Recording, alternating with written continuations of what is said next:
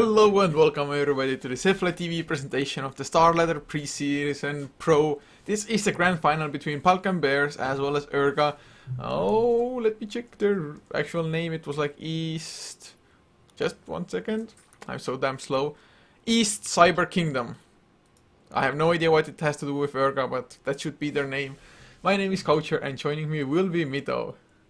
Yeah, like this is a very interesting match for me because before today I don't know very much about either team, but you filled me in on the Balkan Bears, showed me that hey, these guys are all on the leaderboard and whatnot, and so I'm very excited. It's always great to see like new upcoming teams make plays.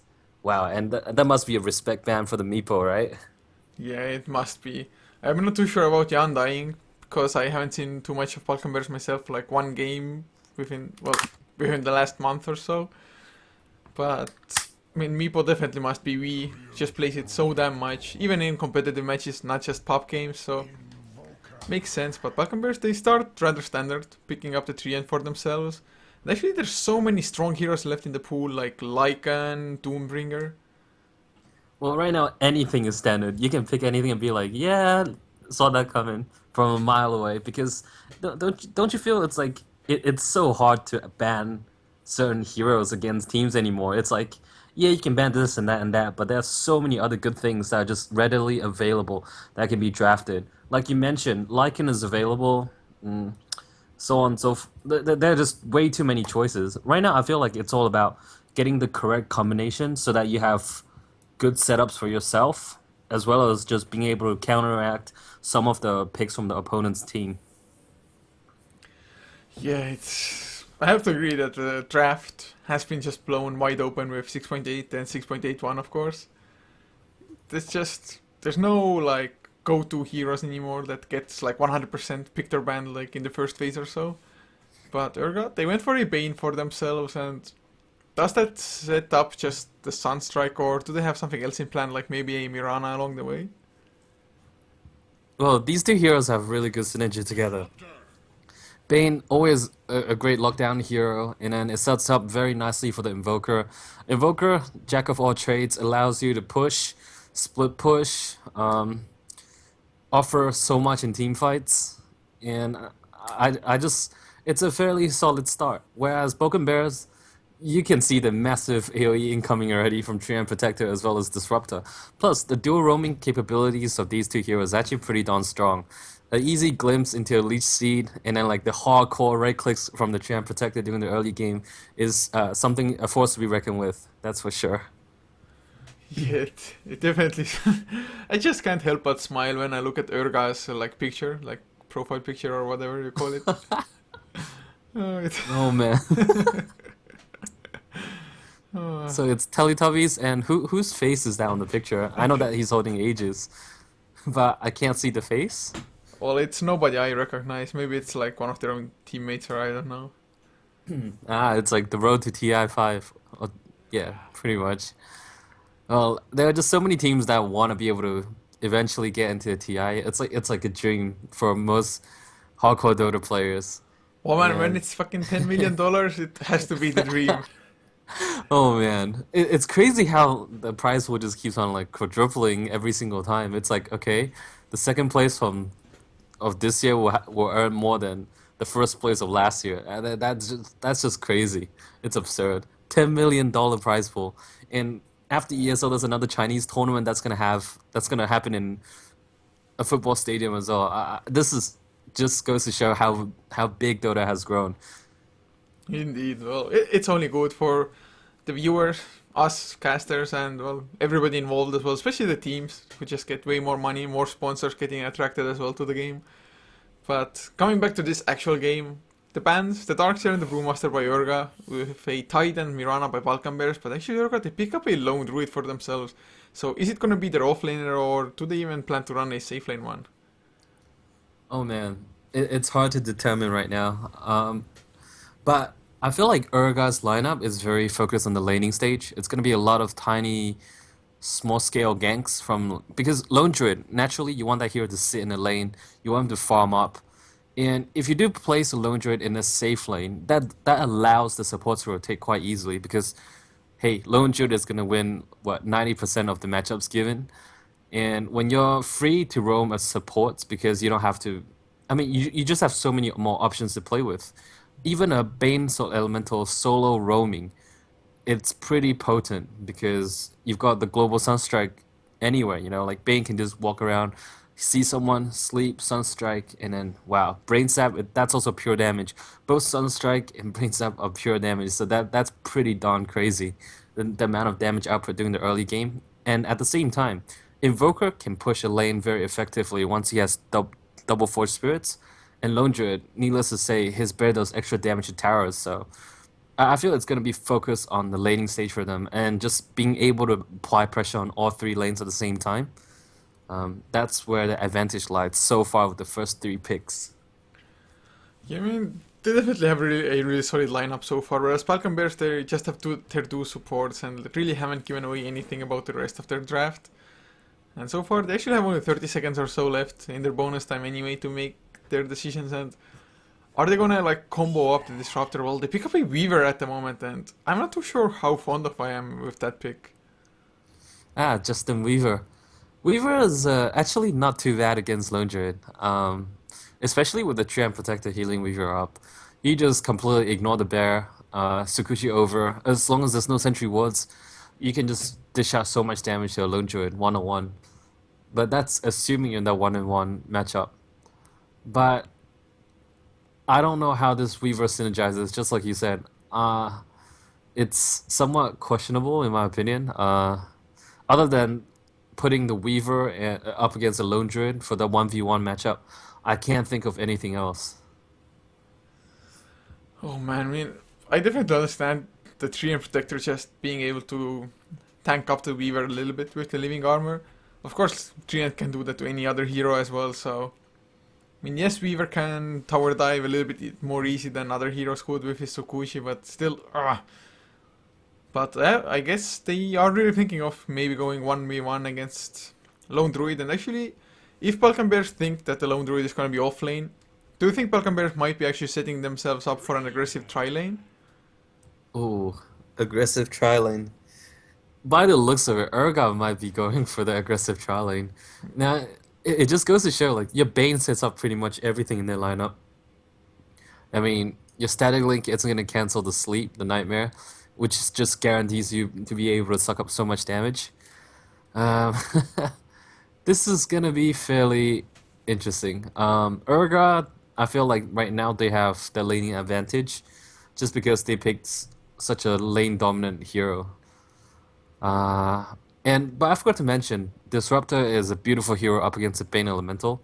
Um, Before Bane ever gets that blink BKB, Disruptor will just pretty much cancel out every single Fiend's Grip with either the Glimpse or the Static Storm. Well, that's at least what is expected of him, I think, at least in this situation. But might be that he can just, or rather has used the Glimpse already as well, of course, which actually I don't think will be the case. URGA so far, they don't have like the Blink initiators like a Path Rider anyway, who the Disruptor would have to glimpse back, or anything along those lines. So definitely he should be holding on to it to just disrupt the Bane from the Fiend's Grip. As Balkan Bears, they pick up a Templar Assassin for themselves. Oh And, man. I mean, mid lane matchup versus Invoker, TA does fairly well there, I think. But the But, thing is, URGA, they can always switch up the lanes and place the Invoker in the safe lane, put the Razor at mid, and put the Lone Druid in the off lane position. And and then it's still going to be really hard for the Templar. oh man, and overall, really, Balkan Bears, apart from the Tree and Protector, they're fairly squishy as well, to be honest. I mean, yeah, Temper Assassin has the reflection charges, but once you actually get rid of those, there's nothing to save you anymore, and like easy Nightmare into Sunstrike Brain Zap can already kill you off quite easily as well. I mean, Yeah, I think. yeah, Sorry, you go first. You go first. I mean, I can I just, have more time. I just definitely favor URGA's lineup at this point in time because, I mean, you yourself actually said it that like at the moment it's the tankier lineup usually wins. Oh yeah, And I mean we've made so many bets, and it seems like the outcome has been correct pretty much every single time. Well, like we talked about the golden rule. It's like the tankier team, assuming both teams are on the same level, the tankier team usually wins around 75% more games, and that's been pretty true from like the past few days for the games either you've casted or the games we've watched together. And in this scenario, it does feel like URGA have the tankier lineup, but the only downside about the lineup is if they cannot win the laning stage convincingly, then mid game is going to be significantly harder because, hey, Razor needs to farm, Lone Tree needs to farm, Invoker needs to farm, and there's no easy way for them to catch Weaver apart from the Bane Elemental. Like, what can you do once he Sakuchi's away apart from using a Fiend's Grip? But now with the Jakiro pickup, I feel like, hey, that's even more split pushing slash pushing. It's like whenever Balkan Bears transition to one lane, the lane that they give up, whoever's on that lane is going to be doing heavy damage to the towers. Yeah, I actually really like Chakiro overall. It's pretty nice against Temper Assassin as well, with both the Liquid Fire as well as the Dual Breath. And of course Macro Pyre along the way, especially if there's a Fiend's Grip on a target. A Macro Pyre under that, it's gonna be such an easy kill on any of Balkan Bears. And actually, they pick up a Wind Runner, the Wind Ranger. I mean, can I get sued if I watch this? Wind Ranger, Wind Runner. Wind Runner, well, Oh, yeah. well, the Wind Runner, what to actually make of that pick? Like, does it fit in their lineup or? I feel like they want to put either the Wind Ranger or the Weaver up against the Razor, because when you get the static link going, you want to be able to either avoid the damage, and or slash or get away, ASAP. You know, you just want to be able to move. And Weaver seems like the ideal choice, but Wind Ranger might just be able to fit into that category as well. Plus, Wind Ranger is not completely reliant on the physical right clicks, but also has a nuke, the power shot that's highly spammable. So in that sense, it might be a possibility. I'm not too sure. Well, we will find out soon enough, I guess. I mean, I'm not even too sure which one I would like more in a tri lane or a solo lane, the Weaver or the Windrunner. Because, I mean, both of those heroes actually really would love to get some levels. Windrunner to just get the higher levels in Power Shot. Maybe Shackle Shot as well. Because, I mean, level 1 Shackle Shot, yes, it can be nice if you can actually latch it to two heroes at the same time. But the duration isn't all that great. Yeah, So, like, that's a well, that's definitely true there. Weaver would be the much more ideal choice. But despite how it feels like URGA have the upper hand in the laning stage, I feel like for BBC it will really come down to this Templar Assassin and the rotations the Templar Assassin makes during like once she hits level 8, level 9, at the height of her first peak, like the height of the burst from meld as well as refraction. well, we'll just have to wait and see at the moment. As to introduce the lineups for URGA on the Radiant side, Tai Young will be playing the offlane Lone Druid, with mid lane taken up by General on the Invoker, and the tri lane consisting of Eknart on the Bane, Aqua Devida playing on the Razor, and F on the Chekiro. Yep, on the Dire team, rotating to the jungle right now, it's Levy on the Disruptor, placing down the Observer Ward. Padinho gonna be on the Weaver, and we're gonna have Zenigata playing as the Treant Protector. At mid, we're gonna have Haki playing as the Templar Assassin, and finally at top, we're gonna have Wee playing as the Wind Ranger. What the hell is that Wind Ranger haircut? Ugh. I don't know. Very interesting. I've never seen that, and hoping I never will again. But bottom lane, they're going on Bane already. The lead sheet. Oh, the Nightmare game just before the lead sheet. There's the static link as well. Ice Path to follow. I actually think they might get the first blood here. It's doing a lot of damage. Already plus 42 for him. But no, the first blood goes to Padrinho instead. Picking up Bane there. And Levy should be able to escape maybe as well. So, Balkan Bears, they even get the first blood, although the lead sheet didn't come out immediately. But I actually think that the Bane made a small mistake there maybe. I mean, using the Nightmare but still hanging around too close. This is somewhat interesting. I don't really enjoy the way URGA has decided to lane. I feel like if they placed the Invoker in the tri lane, it would have been so much easier to set up everything else. I understand, like, they want to be able to contest the tri lane, but if you put the Razor mid, he will completely dominate the matchup between him and Templar Assassin. Well, top Wind Ranger against Lone Druid. This is it's a pretty okay matchup for either side. I mean, it's gonna favor the Lone Druid a little bit more just because of the bear, but Wind Ranger still should be doing fine, you know, with the safe lane advantage. Oh well, I mean, I think the Trilane definitely still has like a lot of kill potential, especially if there's a high leveled invoker with Exort on the map. Although so far he hasn't picked up the Exort quite yet, just Quas and Cold Snap, so not giving away too much. And actually, do you think there might be a chance that he's not going for Exort after all? Hmm. Let's see his items and his build. Pretty sure this is gonna be a Quas Exort build. But up against Templar Assassin, he has decided to go for the early Cold Snap. I don't know though, like Cold Snap right now, early levels, it pretty much does nothing. I'd rather use Alacrity and be able to go for some hardcore right clicks. I know, yes, there's refraction, but assuming that like you can actually get rid of the refraction charges, because during the early game it goes out very quickly.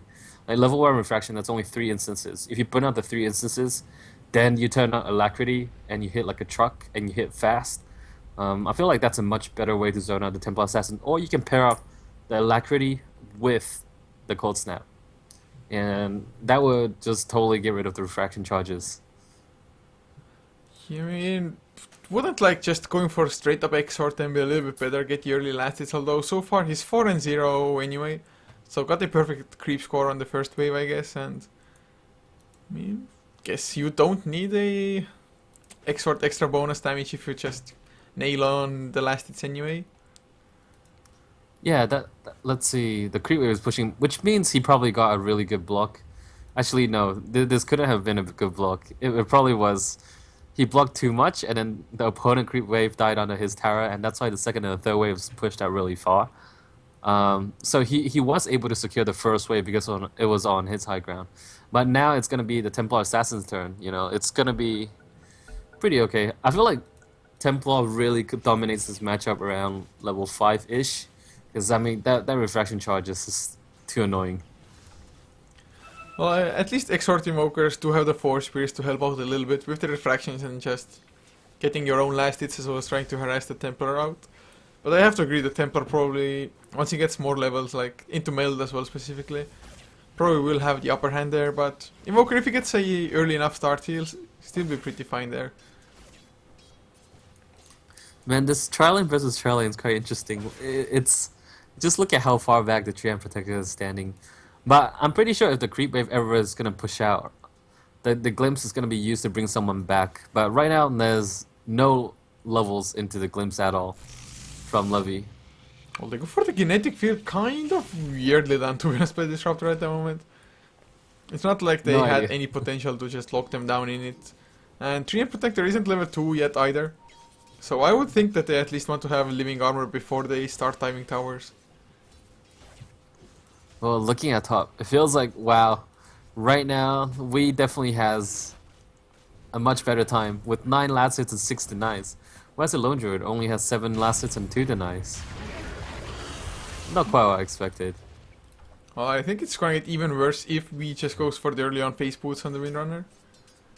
Oh man, yeah, that's gonna hurt. I mean, face boots Windrunner is so damn sick. Her attack animation is pretty damn nice, to be honest. Yeah, I love Wind Ranger's animation. Let's just call it Windrunner. I like it as much as you do.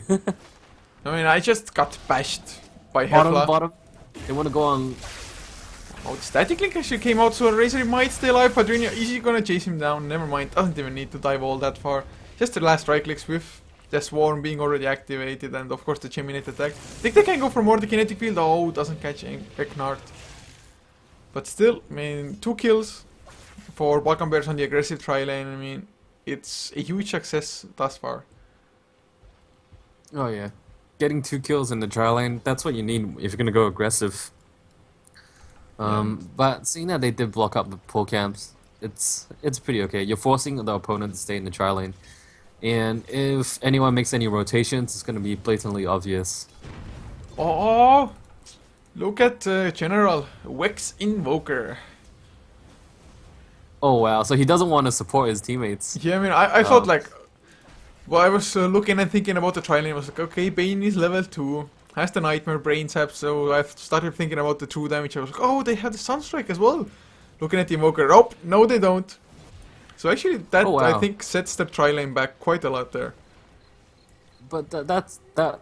Well, I'm actually somewhat baffled because there's a bottle coming as well. So it's gonna be a bottle Quaswex Invoker.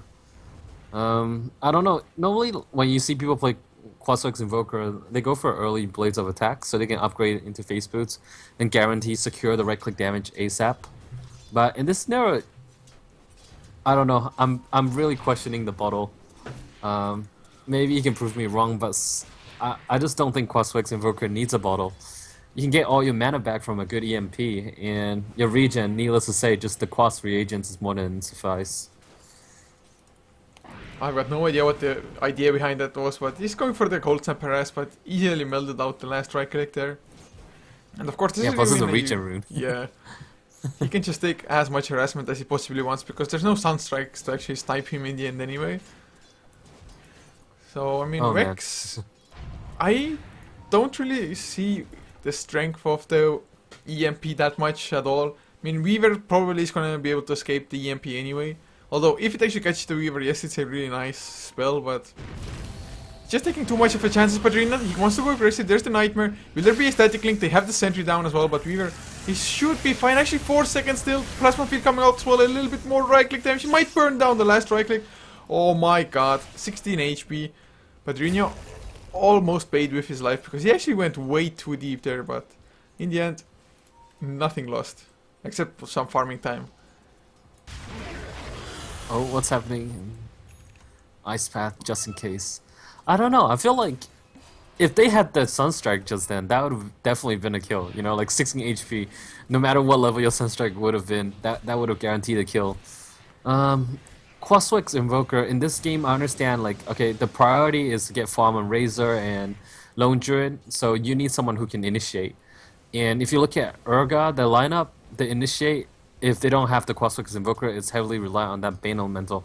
But at the same time, I feel like if the Invoker went for Quas Exort, oh wait, we have a gank at top. Dayoung is gonna be in trouble. Well, Haki got the slow already, but he activates his Druid form and he should be tanky enough, so yeah, Haki just gonna back off there, Yeah. but this is the point. Like right now, you see General, if he was a Quas Exort Invoker, he could be pressuring the tower. actually He he could might have the go force down. He boost. uses the Tornado, Cold Snap coming out as well, Haki. He really wants to man fight this. The Living Armor comes out as well. He didn't actually even use the Melt Strike there. And well, I guess with the haste running out, he didn't really want to pursue it anymore. Oh yeah, plus Tornado removes buffs, so... But I'm still questioning the Invoker. Like, he could have been pressuring the tower. And this would force Haki to stay on the lane. And Invoker, being the hero he is, having the ability to just apply pressure... Look at it. If Lone Druid was pushing the top tower, Invoker was pushing the mid tower. And Razor, if Razor had a better time with the Sunstrike support, Razor could and Jakiro both can be pushing down towers pretty nicely. I mean, sure, Razor, you have to wait for the Aghanims, but for now, the Jakiro will be doing quite well as well.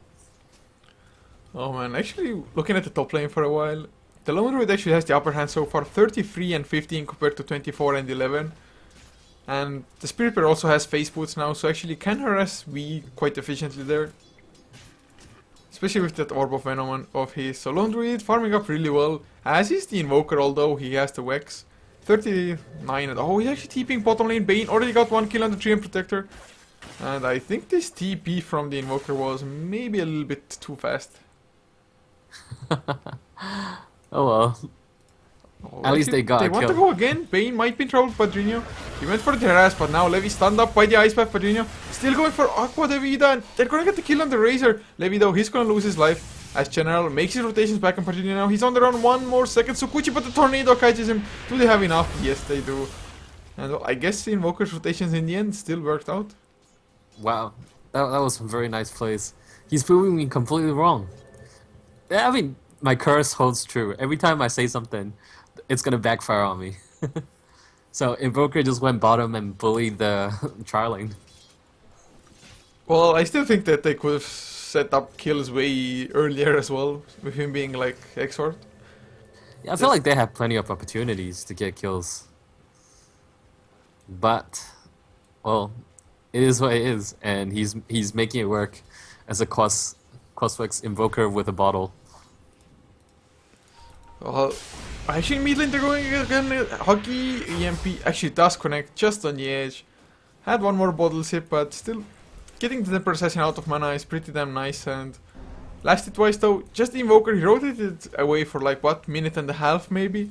But in that time, temper assassin suddenly the first and last hits.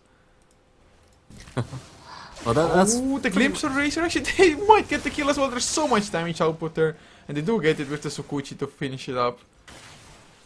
oh man, it's pretty rough for being a Razor up against this kind of a tri lane.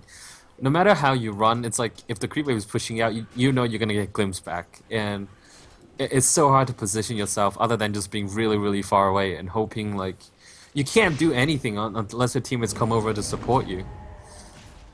That's a harsh reality right there. But I like what URGA's doing. They've rotated Jakiro top. Well, they And might then they lose their started life. applying Hockey's pressure. there. He gets the slow, but oh man. Dai Young, he's just so damn tanky. Even with the Thunderstrike being there and far. Or F rather. Oh, Jakiro, the tornado. EMP as well. Hockey's gonna get called probably. Actually, Ice Path delayed a little bit. Catches Windrunner. He's stunned up. Oh, entangling close onto Hockey as well. No refraction charges, no nothing. He has to escape, bottling up. Can he get the refractions? Enough mana for it? No, he cannot, as the Invoker does get the kill. They might go for more. Tornado is on cooldown now, not even invoked at the moment. So both Levi and we should be able to escape, but overall, really nice rotations once again by the Invoker. Oh man, this invoker is doing work on this Cossax. But at the same time, I love what URGA is starting to do. They started applying pressure on multiple lanes. Like, Lone Druid is putting pressure on the tower, and having Jakiro rotate over just makes that even quicker. It's forcing everyone to go top from BBC. And now, suddenly, Razor down at bottom has a little bit more of a breathing room. Invoker is left alone at mid. So, it's... I like the rotations coming out. That's for sure. Yeah, and actually, I mean, the Invoker having as good of a start as he has at the moment, he's really on a fast track for that Orchid of his. And with the Orchid, it's just so good to kill off both the Weaver and the Templar. Oh, and if you notice, Bane Elemental is almost level 6. And once that Bane hits level 6, whoever is near is going to be in a lot of trouble. Actually, Razor just hit level 6, so they even have the Eye of the Storm if necessary. But oh, mid lane, another Tornado EMP with the Ice Path to follow up. Hockey is so damn low. Sentry did pop down as well. Dai Young gets the Entangling Claws. And that should be an easy kill, and indeed it will. Although the rotations by Levi as well as the Shackles do connect onto two heroes at the same time. But Levi now, he's on the run, and Dai Young, oh, a little bit of miss micro, has to make himself scarce. One more right click though, Levi, oh, 11 HP, Ice Path nicely placed by F as he's going for the TP out. Shackles, not enough mana, although the right clicks still was enough. Oh yeah, that's a lot of right click damage from Weaver as well as the Wind Ranger. The EMP, Cold Snap, Padrinha completely out of mana. Yeah, up against Crossflex Invoker, it's always vital to get a couple of magic sticks during the early game phase to ensure that after you get burned, at least, say on a Weaver, you have the mana to be able to do something. Like, Weaver without Sukuchi, it's devastating. It's like, what are you gonna do? You literally have no mana. You can't escape, and you're soft and squishy. Yeah, and to be honest, even the Windrunner, if she gets caught, she will be completely out of mana as well, especially once she finishes up the mech. So, I mean, Vex, Invoker, EMP, we were kind of like saying like, okay, Exort would have been better this game. But if he can actually land his Tornado EMP properly, or just have the lockdown from maybe the Bane Nightmare, or... Oh, the Shackles onto 2 again, we Power Shot to follow up, but the Tornado EMP will be there, Ice Path to follow, and we get caught. No mana for him, no more Power Shot to stop the push. Oh man, but look at what URGA is capable right now. That Tornado EMP plus Ice Path, it forced out so many TP rotations so that like there's a huge cluster at mid. But in the meantime, Razor is free farming bottom, and Lone Druid, I wouldn't be surprised if he starts pressuring the top tower once again. Well, actually he might be able to get it as well, because BBC did use the TPs from before. Levi is making the rotations, but actually his Glimpse is level 2 instead of level 3. So went for 2 points into Thunderstrike. I don't know if it was like on purpose or something, or misclick, but it just make the glimpses so damn strong. Although the tower, can they get the deny? Nope, Lone Druid gets, he's going for the kill as well. First hitting a Tangling Claws onto Levi. Actually, one more right click. No, the overgrowth comes out from the Treant Protector just defensively. And now, I mean, this Lone Druid is just going man mode. Senigata, oh my god. They need one more right click. Gold Snap comes in from General and double kill for him, unstoppable. I mean, Lone Druid, I have no idea what the two supports were thinking. Well, Lone Druid, he was a bit of an RNGesus right there. Holy shit. I have to cuss. Did you see those, like, he gets a tower, and then he gets, like, a first hit entangle on Disruptor, and then he gets, like, another entangle onto the Treant Protector. That just gave so much time for General to rotate top, and then just 2 right clicks, steal 2 kills from the Lone Druid. Those 2 kills should have been Lone Druids. I'm pretty sure. Yeah, they definitely should have, but I mean, Invoker just actually has his Orchid with those 2 kills as well. Just needs the Courier to deliver them. Spirit Bear actually was resummoned already as Taiyang. He's so damn low himself, but Balkan Bears. Oh, actually the Tornado EMP. Well, drains all the mana on V, but that's about it. But overall, Balkan Bears, they started off really strong with their aggressive tri-lane, getting 2 kills on the Weaver. But now they've just fallen so far behind. And just look at their net worth. General on the Invoker, he's 7,500 compared to 4,500, which is the highest on Balkan Bears, being the Weaver. Oh man, and actually Padrinho, time-lapse used, his damage still stolen, of course, with the link, static link. 147 damage stolen. What does the Weaver actually do in that case? You run for your life. That is pretty much all you can do. Oh, General coming in from the backside as well. There's no time lapse anyway on Weaver. He has the Orchid finished. It should be a really easy kill. There's the Orchid, Cold Snap, even the Plasma Field coming in. And well, General, he's wicked sick. Well, he is. He has 7 kills, 0 deaths, 0 assists. So yeah, like, and they've taken all the tier 1 towers, and it looks like they're starting to pressure the tier 2. Well, game is extremely rough for BBC because all of these heroes, if they get Orchided up, it's pretty much a guaranteed kill. Yeah, and there's even a mech flying out to the Razor at the moment. And BBC, it's not like they have superior team fight or anything by any means. So I have no idea how they actually want to counter this. And even the Lone Druid they need arcane boots. They're really lacking arcane boots. Without arcane boots, this Invoker is just gonna continue to destroy and pull apart your entire team. Yeah, without arcane boots, they just can't really deal with it. Well, they're trying to kill the Spirit Pair, but really not having any success. And there's already a Sacred Lake on the Spirit Pair as well. So, Lone Druid, if he gets the Radiance finished, it's gonna be even more damage for Balkan Bears to deal with. Especially since the Refraction charges, as was the Living Armor, is just gonna get burnt away immediately. Oh, the Tornado EMP catches Levi, the Ice Path to follow, even the Orchid, just in case. Plasma Field coming out, the Overgrowth to catch his 3 heroes, but there's the Freeze Skip onto Windrunner, nothing he can do, completely out of mana. Haki on the run as well, inside the Macro Paras. Padrinho is actually doing a pretty nice amount of damage from the background, but Ice Path up, right click down, and 3-for-1 exchange. Just, I mean, apart from the Shakiro, nobody even took damage by the looks of it. Yeah, it's absurd. Everyone's at pretty much full HP. They didn't even use the mech in that fight. Did he have mana? Oh, he definitely has. I mean, 15 magic 1 charges. This could easily be a Roshan or like a tier 3 push. But I think they might hold off on the Roshan because, well, BBC, the heroes, their levels are low. They respawn really fast. And they have very good pit fighting abilities. I mean, they have the Overgrowth from Treant, and they have the Static Storm from Disruptor. And it's going to be easy shackles if you fight in Roche Pit. So, looks like URGA gonna make a pretty good decision to go towards the mid lane instead. Just take all the outer towers, exert the map dominance. Yeah, well, at the moment they can definitely do anything they want, although... Oh, Padrinho, is he gonna be in trouble? Dual Breath does connect, Ice Path. Well, attempted, but too late there. So Padrinho is gonna be fine, but the Courier, oh, F, are you gonna get it? He shouldn't have enough right click damage. As mid lane, another Tornado EMP. Levi just gets blown up with that Orchid of the Invoker. I mean, this Invoker 8, 0 and 3, he's been part of 11 kills of the 12 kills that they have. And Padrinho now actually went man mode, time lapse came out as well. So he got F in the end. I have no idea why Jakiro actually wanted to man fight the Weaver, but... The way you phrased that, it was so funny. It's like, oh, Padrinho got F'd. It's like, Wait a minute, that didn't come out right. Oh, Orchid cold snap onto V. Actually, he's pretty damn tanky. Buckler up as well. So he actually might be able to survive this. No invoke into Tornado or EMP to do extra amounts of damage. As we will be making it out as Radiance also finished on the Lone Druid. Oh, and he wants to turn it around. They see the Invoker. Oh, can they do it? Nope. Too fast. Well, at least the mech is now finished on V as well. And there's a Maelstrom on the Invoker. Wow.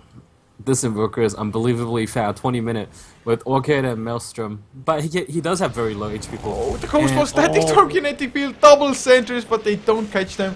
They do see Bane though, so Bane, he's probably going to be the sacrificial lamb. And yeah, he's blocked in as well. But man, they just blow so much for trying to kill the Invoker.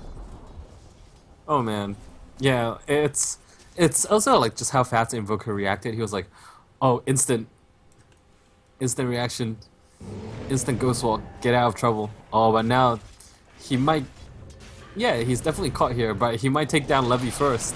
Oh, URGA stopping the last right click, and General does lose his life, but look at the mid lane, tier 3 already down, range Rex might be next. Padrino also time left out already. There's the Ice Path. Oh my god.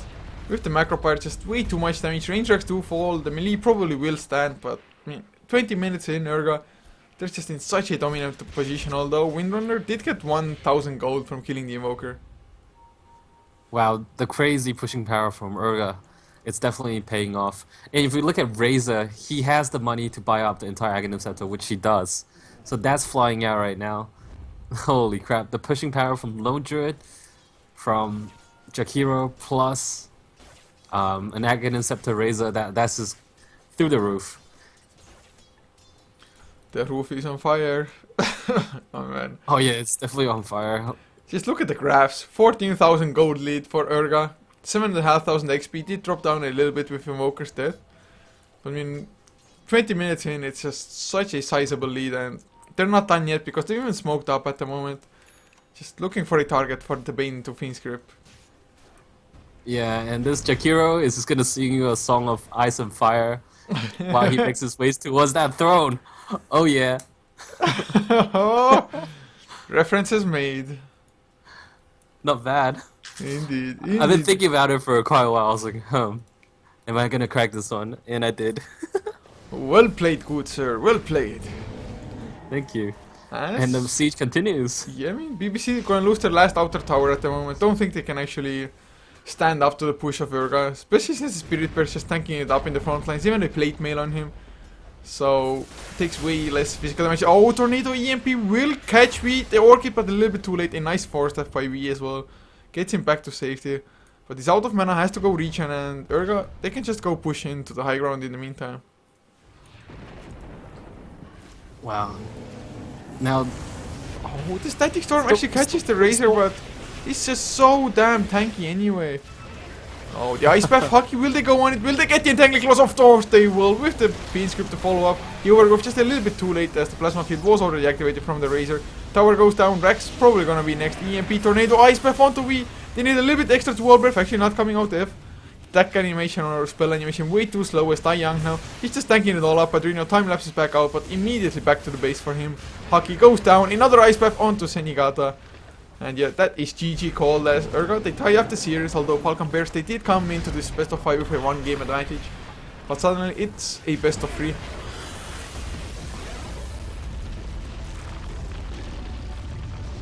Pieces? Pieces?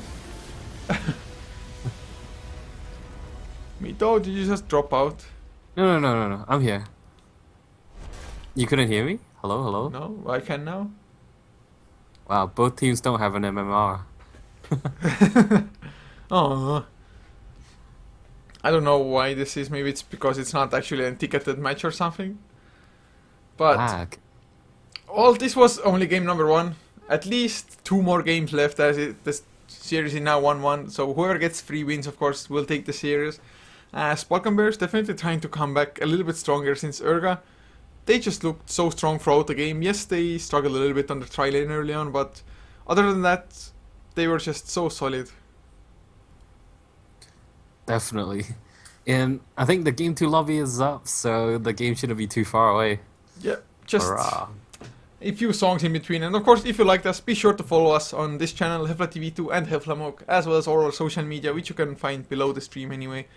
So see you in game number 3.